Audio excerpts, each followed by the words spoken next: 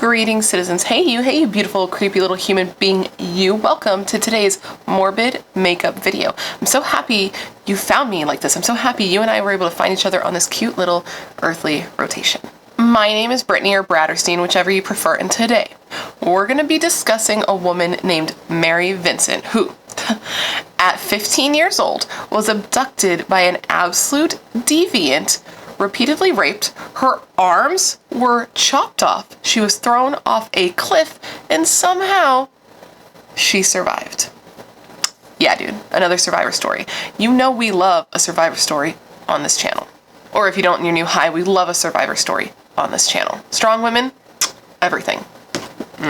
But before we get started, if you have not yet had the pleasure, please make sure to join the Brat Pack by subscribing and ringing that bell, because I put out a new Morbid makeup video every single week, and I would love to hang out with you. Yes, you. Join the Brat Pack. Become one of us. One of us. One of us.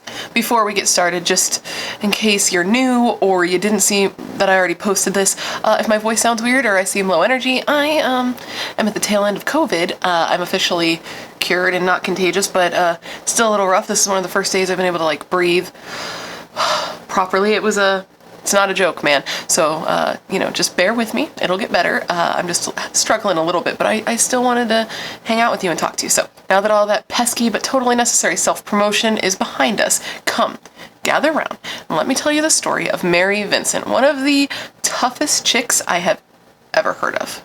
Our story begins in Las Vegas, Nevada in 1978, where 15-year-old Marie-Vincent lives with her parents, her father Herb, who is a slot machine repairman in Vegas, and her mother Lucy, who is a casino card dealer, along with her 6 siblings. There isn't a ton available on Marie-Vincent's early years prior to the just tragic situation that's bringing you and I here together today. But from what I read and from the vibe I got from Mary herself in different interviews that I watched, it didn't seem like a healthy or happy situation growing up with Mary and her family. So one day in 1978, Mary received a phone call from her sister informing her that her father had a migraine, was in a terrible mood, was specifically mad at Mary, and was on his way home. So Mary decided she wanted to avoid the situation altogether and chose, instead of dealing with her father and whatever was coming with that, to run away from home, from her home in Las Vegas, Nevada, to California. Mary has said in interviews that when she left home that day, she was running for her life, if that gives you any indication of her home life again. And it's so tragic because in running for her life from her father, she ended up almost losing her life to a stranger. 15-year-old Marie-Vincent did make it to California. She actually made it all the way to Berkeley, California, where she stayed with an uncle who lived there at the time. But after a while of staying there, she decided that she was homesick and she wanted to head home. Young girl, tired of being away from her family, as you know, turmoil as it may have been, she wanted to go home, but for whatever reason, and I couldn't determine exactly what the reason was, she was going to go first to her grandfather's house in Los Angeles, California, before heading back to Las Vegas, Nevada. So since it was the 70s, how did people get around? They hitchhiked. So in September of 1978, 15-year-old Mary stood along the side of the road with her thumb out to passing cars with a couple of other teenagers. Mary stood on the side of the road with a sign that said, heading south, hoping and praying that one of the cars going in that direction would, you know, stop and give her a ride home, and she thought it was her lucky day when a kind old man, a man that she said reminded her of a friendly grandfather figure, offered her a ride. The man was driving a blue van, and he informed Mary that he wasn't going all the way to Los Angeles, like that wasn't his plan, but that he would happily take a detour to get her there.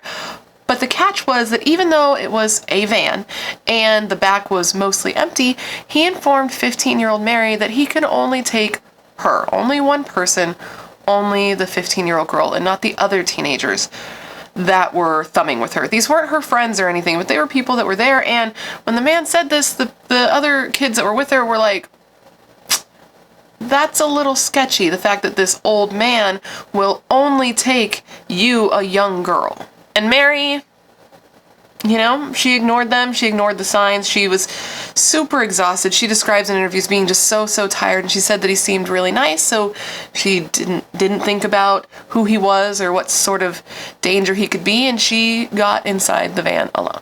While the two drove, the man started telling Mary stories about his life and his family, and she started to feel even more comfortable with him because, you know, he was just breaking her walls down. So exhausted, Mary actually fell asleep in this guy's van. Once Mary woke up and started looking around, she realized that she was in a van with this man and it was going the wrong direction. She looked at the signs and she realized, like, oh, we're not going to LA.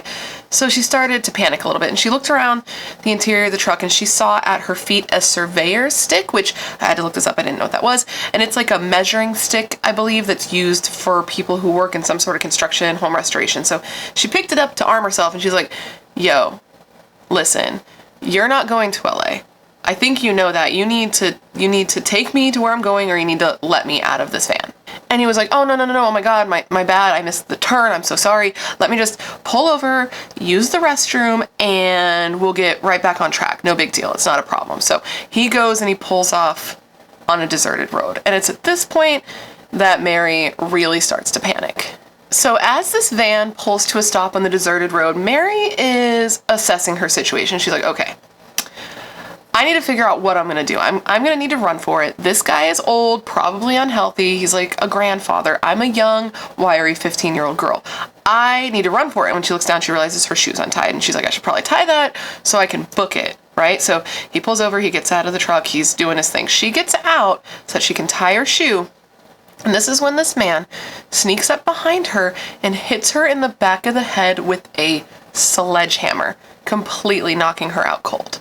When Mary woke up again, this poor 15-year-old girl, don't forget this is a 15-year-old girl, was in an actual nightmare. She was fully nude, tied up in the back of this man's van, and when he woke up, he proceeded to rape her. He raped her several times. In an interview, I saw that throughout the night, he raped her approximately 6 times, and when she would ask him, why are you doing this? He gave her no answer.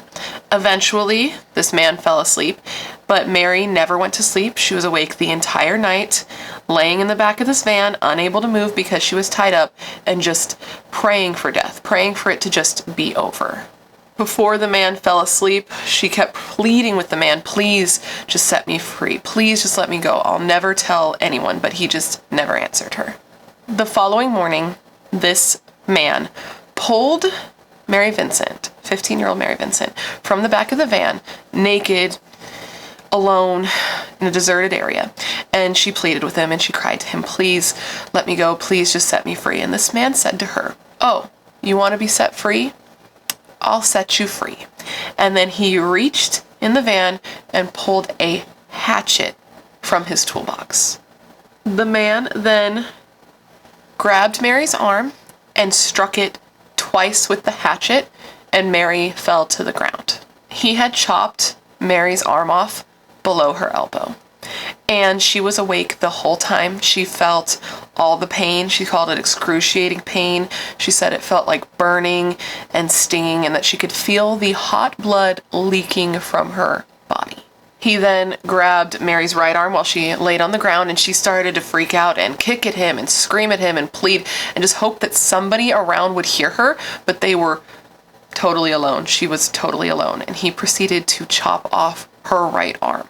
So Mary's laying on the ground at this point, and she's bleeding and she's in pain, and she looks over and she sees that her attacker is like flinging his arm in the distance. So she looks, and to her horror, she sees that what this man is doing is trying to fling Mary's arm off his arm, because she had been gripping him so hard during the attack that even though he had chopped her arm off, it was still grabbing onto his arm.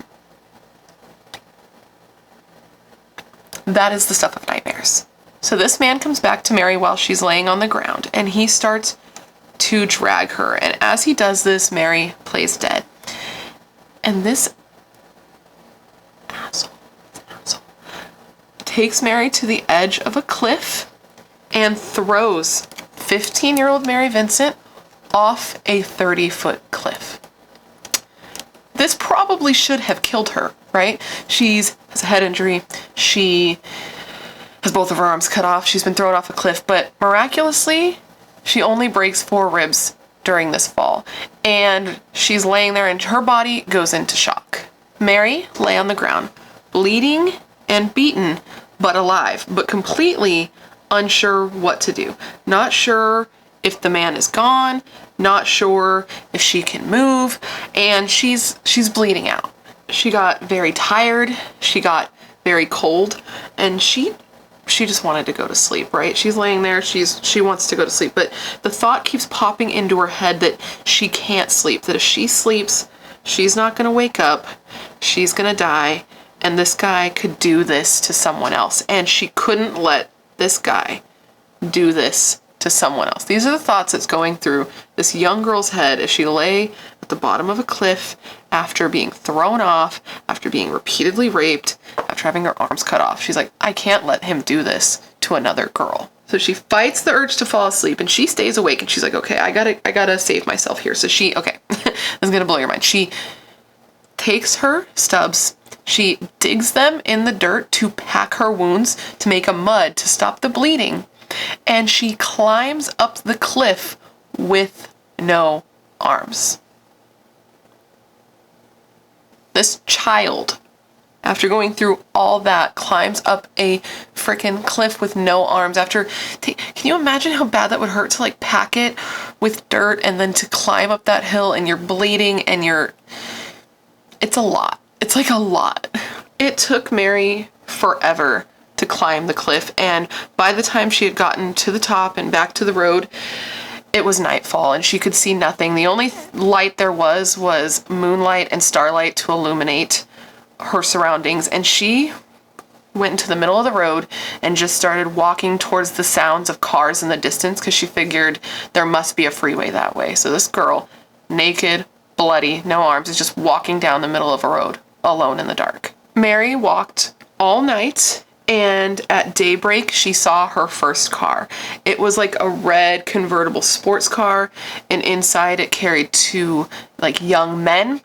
They took one look at her, saw her bloody and naked and with no arms, and they drove right past her and left her alone. Which is just so horrible. Like, I get that it must have been like a terrifying sight to see, but that's just so sad. I can't imagine how defeated she must have felt at that moment. The second car that came upon Mary was a young honeymooning couple driving a truck who had like taken a wrong turn and just happened to be on that road. So it was completely luck and coincidence, and they saw Mary standing naked in the center of the road covered in blood, and she had her arms raised above her head, not just to signal a car, but also to stop the blood from leaking out of her body and to keep her alive longer. So they pulled over and they immediately helped her. They scooped her up, they put her in their vehicle, they wrapped her in whatever kind of cloth they had, and they drove as quickly as they could to a phone, because this is the 70s, there's no cell phone, so they drive as quick as they can to a phone. The couple called the paramedics and a rescue helicopter came and airlifted Mary to a hospital. Doctors determined that Mary had lost half of the blood that belonged in her body, and the blood that was remaining was at a toxic level. But even though she was in such bad shape, Mary went on at the hospital to immediately give police a description of her attacker so that they could put together a composite sketch, and this composite sketch looked just like him. Like, her memory was ridiculously good. And her memory was so good that it only took 10 days for police to find, arrest, and charge her attacker, a man named Lawrence Singleton. Lawrence Singleton was a 51-year-old former Marine who was recently divorced with a daughter the same age as Mary. So fucking gross. So gross. Apparently, if you didn't already know, he was a pretty shitty guy and he used to abuse both his ex-wife and his daughter. So just an all-around shit person. If, you didn't already get that from the raping and cutting off of a girl's arms and throwing her off a cliff thing, The next time Marie-Vincent saw her attacker was in 1979 at her court trial, and she was terrified to be there because he was only 10 feet away from her while she testified against him, but she put all of that fear aside and she went up on the stand and she told her story. And what's so badass is at the trial, she looked at him and pointed at him with her new prosthetic arm and was like, that's the guy who attacked me. Which is just so powerful. This guy was such a dick because as Mary was leaving the courthouse, she had to walk past him and she heard him say that if it's the last thing he did, he would finish the job. So she had to hear that and live with that fear. Lawrence Singleton was found guilty and convicted of the attempted murder and the rape, and he was given a whopping 14 years. Apparently, at the time, this was the max sentence that he could get for that type of crime, and I would just like to know what you think about that. I hate how light the sentencing is sometimes for things like attempted murder, because, like, okay, he intended to kill her. He did everything in his power to murder this girl. I mean, he chopped off her arms and threw her off a cliff. Like, why should he get a lighter sentence because this chick was strong enough and resilient enough to live? Why should he get a lighter sentence because he's bad at murdering people? Like, that just irritates me. Oh no, that irritates me. Apparently the judge in the trial agreed with my sentiment here and said at the trial that if he had the power, he would have sent Lawrence Singleton to jail for the rest of his natural life. But the laws are the laws. There's nothing he could do about that. And it's just unfortunate, but our system's just a little bit, you know, it just is. And here is a little bit more information to irritate you along with me about the Lawrence Singleton situation. So he was sentenced to 14 years, right? He only served 8 years and was released early because of good behavior and only given 1 year parole.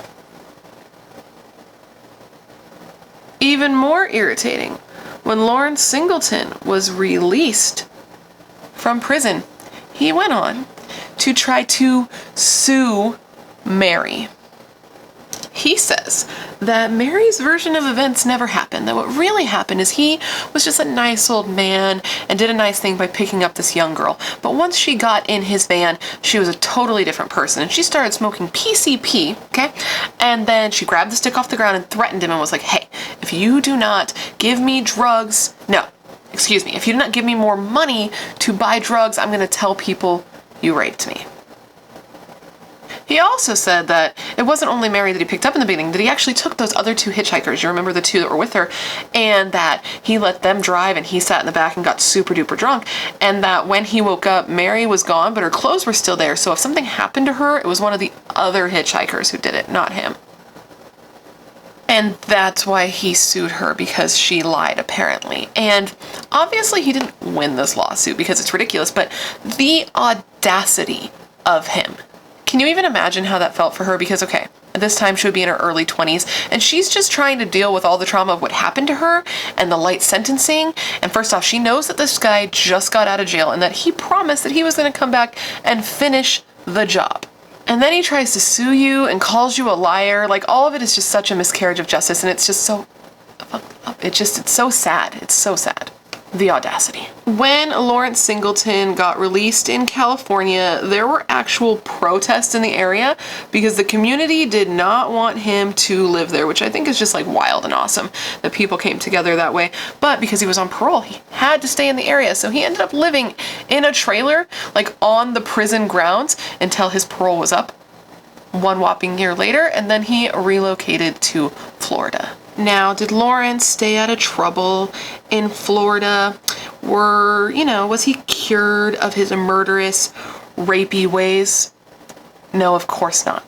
About 10 years after his release from prison, Lawrence was rearrested and convicted of first-degree murder after he picked up a 31-year-old woman and mother of 3 named Roxanne Hayes and stabbed her to death in his home in her face and chest and stomach. Marie-Vincent flew out to testify against him at this murder trial. She didn't have to be there, but I'm sure her testimony was incredibly powerful in showing just what a piece of absolute this guy was. And just like with Mary's case, he tried to say that this murder also wasn't his fault, that this woman, like Mary, was a totally different person than they thought, that she, after he brought her home, she had tried to kill him and threatened to decapitate him. So as the 2 were struggling over the knife, she stabbed herself in the face and the chest and the stomach. because again, the audacity. His story, of course, wasn't believed. Nobody was falling for that. And he was convicted of first-degree murder and sentenced to death. However, he would never be put to death by the state because he instead died of cancer in prison on death row in 2001 at the age of 74.